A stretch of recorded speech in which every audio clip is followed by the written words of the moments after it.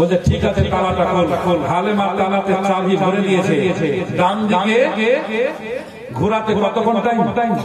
1 second, 2 second ধরলাম তালাটা যদি আপনার কি বলে যে ফিনসিং যদি ঠিক না থাকে তাকে কাট করতে গিয়ে একই চান্স যদি না করে 2-3 চান্স যদি দেওয়া যায় তো 2 সেকেন্ডই ধরলাম। তো তালাটা ঘোরাতে 2-3 সেকেন্ড, চাবি ভরে দিয়েছে, ঘুরাবে।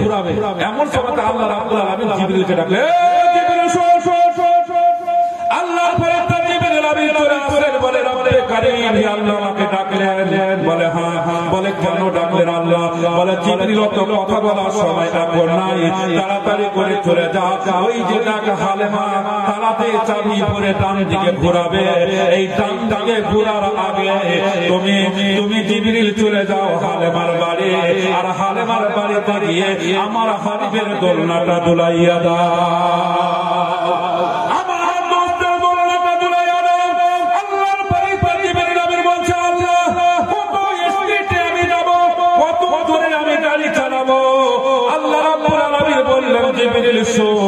কত জোরে গাড়ি চালাবি এটা আমার বলার দরকার নাই, কিন্তু হালেমার চাবিটা ডান দিকে ঘোরার আগে তুই দোলনাটা হিলাইয়া দুলাইয়া দে। আর আগে যদি পৌঁছাতে না পারে তাহলে নবীর চাচা হযরত আব্বাস আমার দোষকে হালেমার বাড়ি রাখবে না, আমার নবীকে নিয়ে মক্কা চলে যাবে। তাই ইসলাম আল্লাহ যখন অর্ডার করলেন, আল্লাহ জিবরিল আমিন ৭৭,০০০ পাখার উপরে ভর করে একটা ঝাপটা মারলেই তো বুঝে যাবে।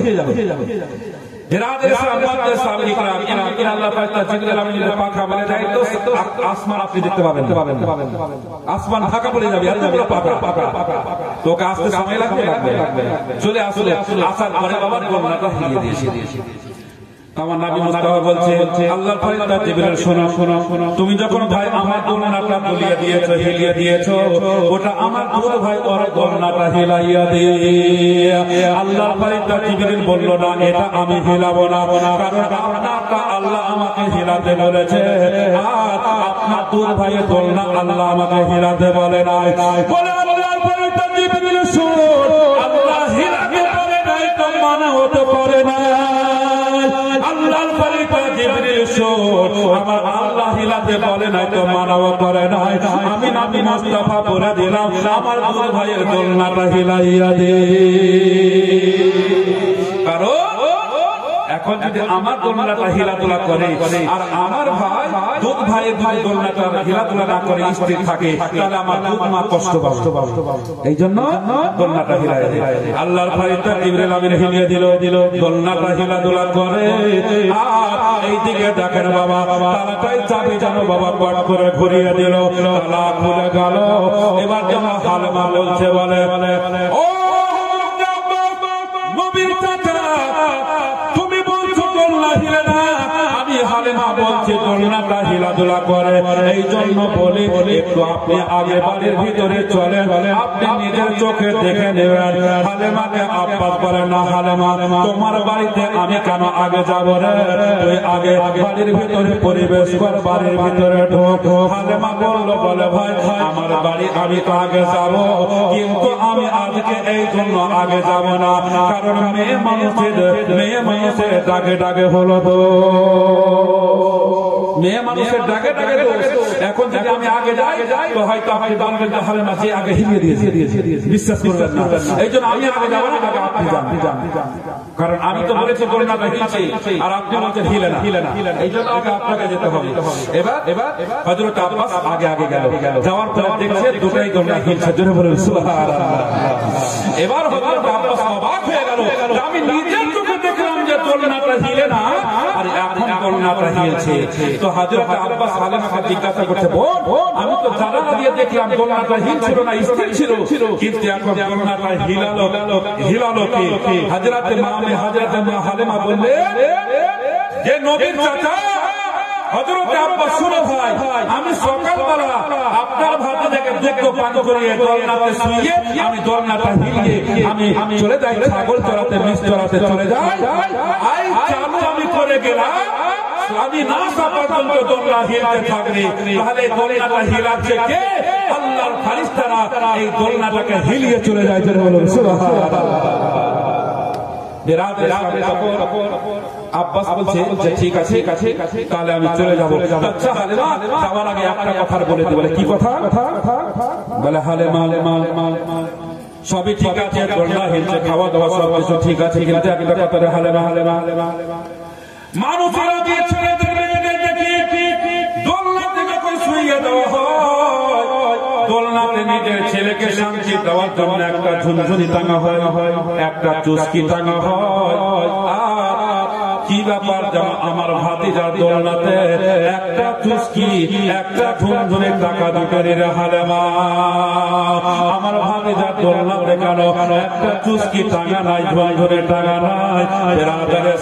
তখন হালেমা বলল, বলে ও নবীর চাচা হযরতে আব্বাস শোনো গো, দুনিয়ার ছেলে দুনিয়াতে খেলাধুলা করা এসে, আর আপনার ভাতিজা মুহাম্মদ সাল্লাল্লাহু তাআলা আলাইহি ওয়াসাল্লাম খেলাধুলা করতে আসে নাই।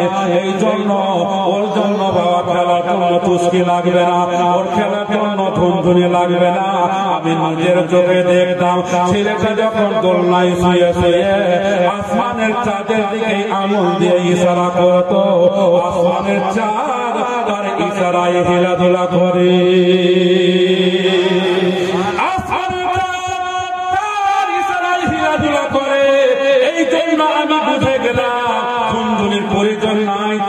প্রয়োজন নাই, দুনিয়ার কোন খেলনা তার প্রয়োজন নাই, কারণ আপনার ভাতিজা মুহাম্মদ সাল্লাল্লাহু তাআলা আলাইহি ওয়াসাল্লামের খেলনা হলো পূর্ণিমার চাঁদ।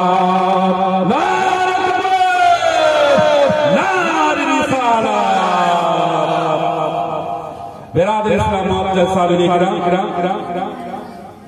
এবার হালেমা জামানে বলল, আর হযরত আব্বাসের কিছু বলার রইল না। যার খেলনা বেরাদর ইসলাম এবার হযরত আব্বাস হালেমার বাড়ি থেকে চলে যাচ্ছে বাবা মক্কা চলে গেল।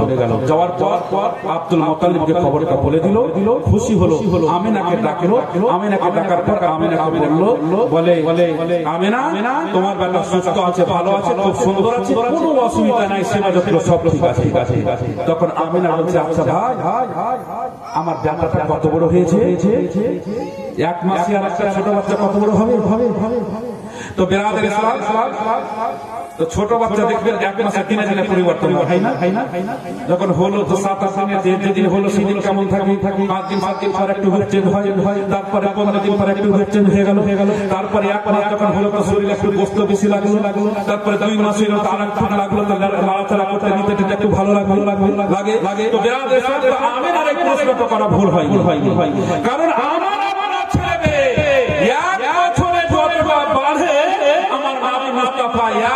অতটা বাড়ে ধরে বলে সুবহানাল্লাহ। বেরাদর ইসলাম এই জন্য আমিনার কথাটা জিজ্ঞাসা করা ভুল হয়নি।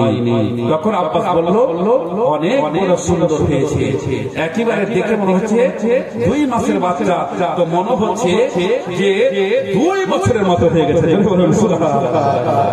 বেরাদর ইসলাম এবার হালেমার বাড়িতে থাকতে বাবা হালেমার বাড়িতে আমার নাবি যাওয়াতে হালেমার বাড়িতে উন্নতির আর শেষ নাই বাবা। হালেমার ছাগলগুলো মোটা হলো, ভেড়াগুলো মোটা হলো, সব কিছু একেবারে সুন্দর হয়ে গেল। হালেমার একেবারে অভাব অনটন সব কিছু দূর হয়ে গেল। আর যারা হিংসা করছিল এরা বাবা কতক্ষণ আছে, ছাগলের 2টা পেট একদিকে লেগে আছে, হাড়গুলো দেখা যাচ্ছে, সব রক্ত টানা ছাগল। তো বেরাদর ইসলাম যারা বলছে রাখাল গুলোকে হালেমা ছাগলগুলো মোটা হয়ে গেল, আর তোরা কেমন করে কোথায় মাঠে ছাগল চড়াচ্ছিস? দিনে দিন দেখছি ছাগলের রক বেরিয়ে যাচ্ছে, পিঠে লেগে যাচ্ছে, কারণটা কি? হালেমা যেভাবে যেখান দিয়া ছাগলগুলো চড়াবার জন্য নিয়ে যাচ্ছে, পিঠে তোরা নিয়ে যেতে পারিস না? হালেমা ছাগলের হাওয়া বাতাস লেগে আমাদের ছাগলগুলো মোটা তাজা হয়। বাবা হালেমা ছাগলের বাতাস লেগে কিভাবে এত মোটা হবে? হবে না। আমার নাবির বরকতে হালেমা ছাগল মোটা দাদা হচ্ছে। এবার এরা বলছে হালেমা তো উন্নতির শেষ নাই, তো এদের এদের আর চোখে সহে না বাবা। হিংসুক লোক দেখবেন কেউ যদি 10 টাকা বেশি ইনকাম করে, তো যে ইনকাম করতে পারে না ওর কিন্তু প্রচুর হিংসা হয়। তখন কি করে? ওকে নিচে নামার জন্য খুব চেষ্টা করে, দুশ্মনী করে। পরে কি করে না? কিন্তু কি পারে? পারে না। একটা কথা বলে শয়তানের জান মারতে পারে না, কিন্তু হালাকা